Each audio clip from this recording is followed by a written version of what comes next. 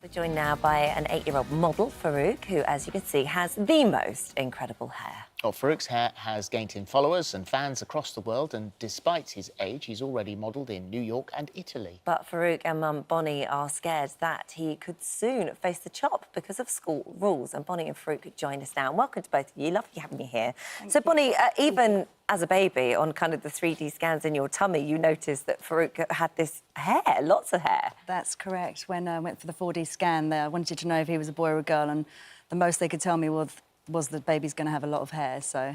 Right. Yeah. And how do you feel about your hair, Farouk? I feel that it's lovely, and if I had to chop it off, I would be really sad and really angry. Would you? Yeah. And as far as you're concerned, as a mum, I mean, obviously it's lovely that he's got a modelling career, but you say that's not the be-all and end-all, because there are modelling agencies who said, oh, he'd get more work if he cut his hair. Yeah, we've been told over the years since he was 4 that if he wants to do more work, he'd need to cut his hair because he's just not mainstream enough, and also that a lot of the fashion designers feel that his hair would take the emphasis away from the actual clothes. So, but it's not something we want to do just to make, you know, get more modelling jobs. So this is purely about identity and about Farouk and who he is and what makes him feel like him. And I mean, you've sort of described his hair as kind of a blanket, really, a kind of comfort. Yeah, his hair is a part of him. I mean, there's been times in his life when his hair's been bigger than most of his limbs. So it's always been a part of him. When he walks, it moves with him. Just as the identity of our hair as women, how important it is to us, is the same as how he feels. You know, if you could put yourself in his shoes, you know, it's no different to us and our identity with our hair as women. So here's the rub. You've now started looking into secondary school options. Yeah. And there is, in many of them, and certainly in the ones that you are close to, your chosen schools, there is a very strict appearance and hair policy. Exactly, yeah. So it's quite disappointing to hear that that these rules are still in place. I've got an older child who's 24, and he got reprimanded in one of these schools that we're actually applying to for having hair that was too short. So he had a number 1, and their strict rules is number 2 only. And on the 3rd time, they threatened him with expulsion. And in a panic, I ran to the local shop and bought some dark brown boot polish and covered his scalp with it, just so that they wouldn't recognise he had a number 1. So I've been aware of these bad hair policies for a very long time. And then a couple of years ago, it was on the news, there was another child that had been received quite negatively at one of the other schools that I was excited to apply for. So this was actually, he was on here. It's September 2017 when Jakezia Flanders, who was then 12, appeared on the programme. He was told that he was banned from that school. And the school reached an agreement where he was allowed to keep his dreadlocks, providing he tied them up. Has that conversation been had, whether or not Farouk would be happy to tie his hair up? Well, upon reading what you've just said, what happened, I was very excited, and I just assumed that Farouk's going to go to that particular school now because we meet the criteria in every way. It's a faith school, we're in the location, and I was just happily skipping along thinking, yeah, he'll go there. I've been having coffee mornings with mothers during this last term from September who are going through the application, and they said, what are you going to do with Farouk? And I said, well, you know, this particular school has changed their policies since the Flanders family took them to court.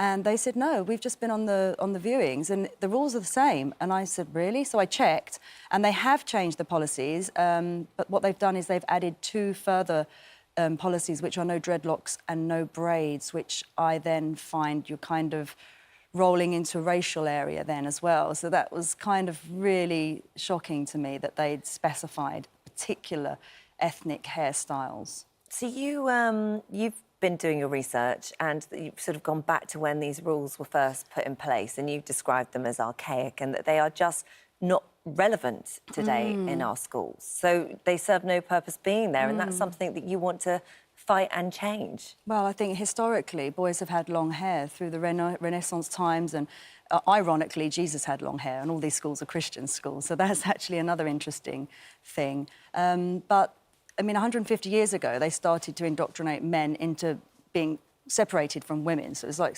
gender segregation, and doing that physically with women wearing dresses, men having short hair and wearing trousers and no longer wearing skirts. And just as you had a housewife earlier on, I mean, 50 years ago, it would have been embraced to have been a housewife, and that would have been the social norm. 150 years ago, it would have been the social norm that boys would have had long hair, and it wouldn't have even brought their sexuality into question. And I just don't see why we can't just revert back to how things have been majority of you know, humans' existence. Yeah. Well, you've got one step further than that, because you said you've considered registering Farouk as non-binary. Well, it was something that popped into my head after investigating the mixed schools, where they have a very clear rule for boys and rule for girls. So then I just said, well, maybe I'll just register him as non-binary, and that way that tackles that one. But now you've said it out loud. I mean, you know, he's not. No, non-binary... You're just using a loophole. Well, in fact, you can't legally register as non-binary, so that's a loophole that can't even be explored. It was just a comment.